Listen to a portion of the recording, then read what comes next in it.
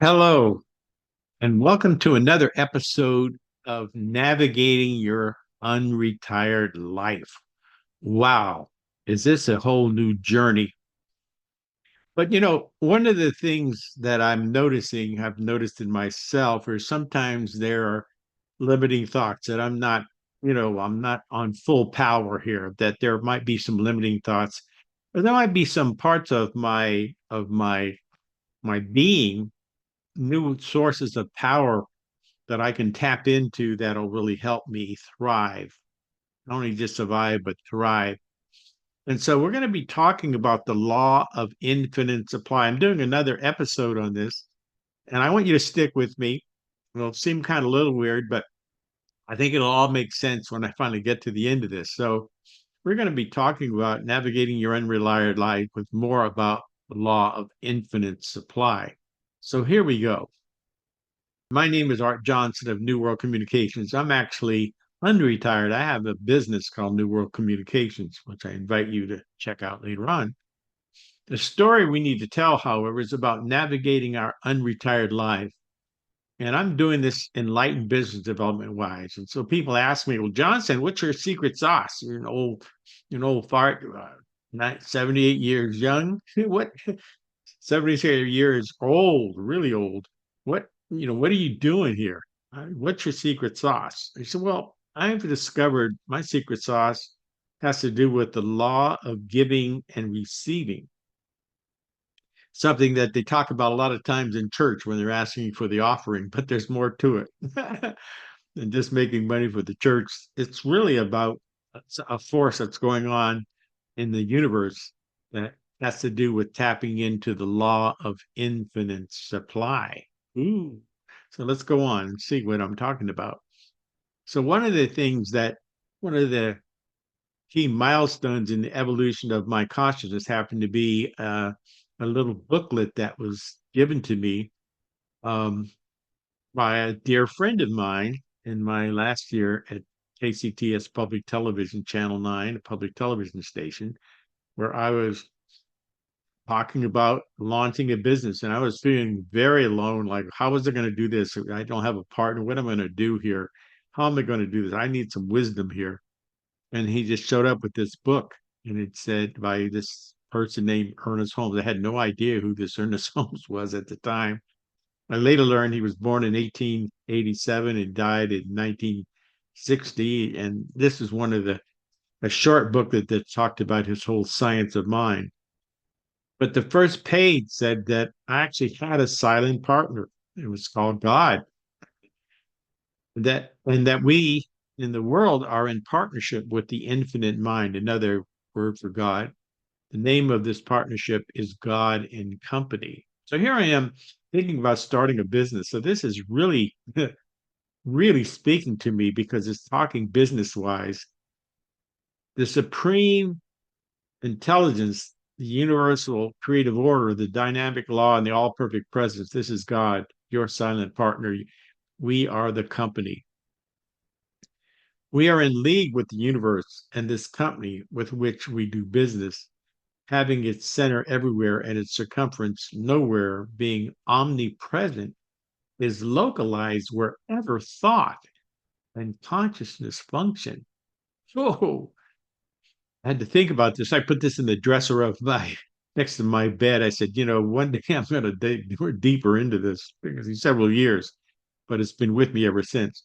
Wherever we place our attention, there the company is doing business, and wherever this company does business, there is divine activity. I was just thinking about an internet business, and this made sense about the omnipresence of the internet and being everywhere, that you focus your attention. Then another book that came right around this time, my wife was kind of a spirit medium. She was telling her friends about how I was struggling to get new creative ideas and enlist myself in new business. And she showed up with this book called The Artist's Way, and was actually a course in discovering and recovering your creative self by Julia Cameron, called The Artist's Way. She wrote it in 1992. She's now 76 years old. And she was married to filmmaker Martin Scorsese, but they divorced in about a year. She became depressed and stuck as a film and television writer. And she began drinking to get loose, but almost drank herself to death. That wasn't working too well. But then she discovered and connected with what she calls the great creator. Boy, I could really relate to this. Not maybe not so much to the idea concept of the God at the time, but the idea of the great creator. I come from a very creative family. Mom's an artist, and you know, tapping into creation, the laws of creation makes a whole lot of sense to me. And it's about how creativity actually flows by just regularly showing up and consistently putting pen to the page. It was like a meditative practice. Ooh.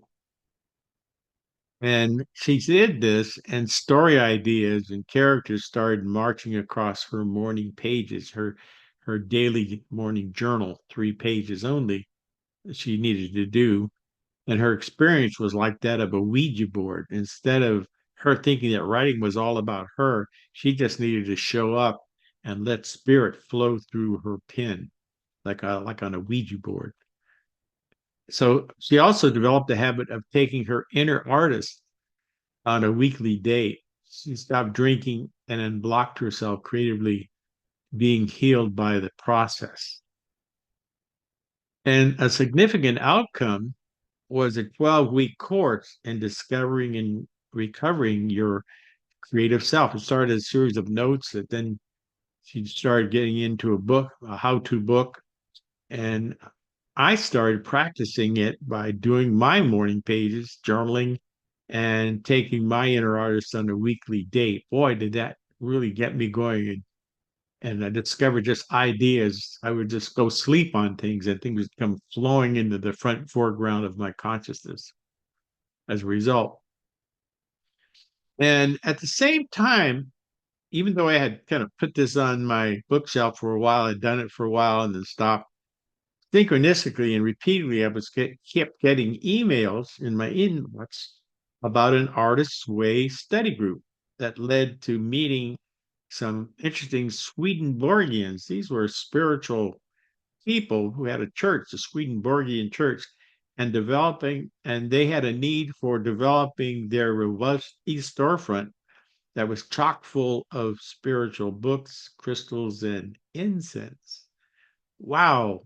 It just, it was like a really nice project here that paid me well.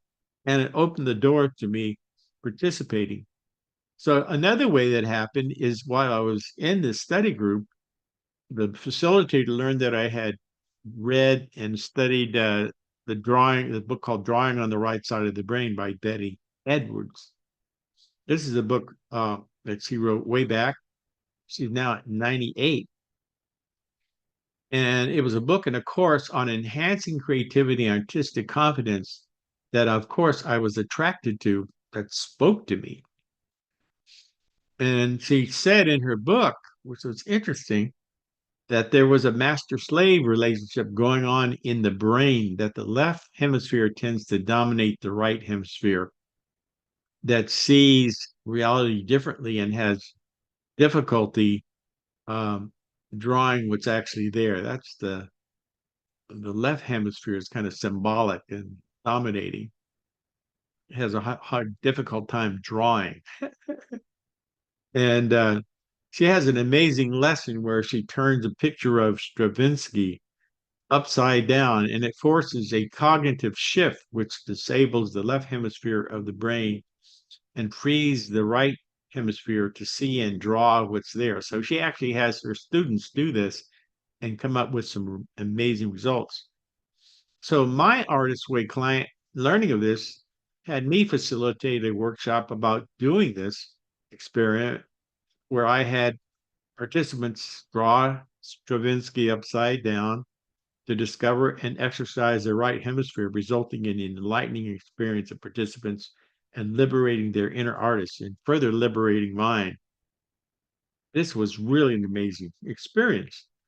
So I began recognizing and realizing that these how-to books were in some way being divinely given to me. Wow, what a thought. Woo, that's a lot of stuff to process. So we're going to take a little bit break and then get ready. So stay tuned for what's next. We're going to be diving even deeper.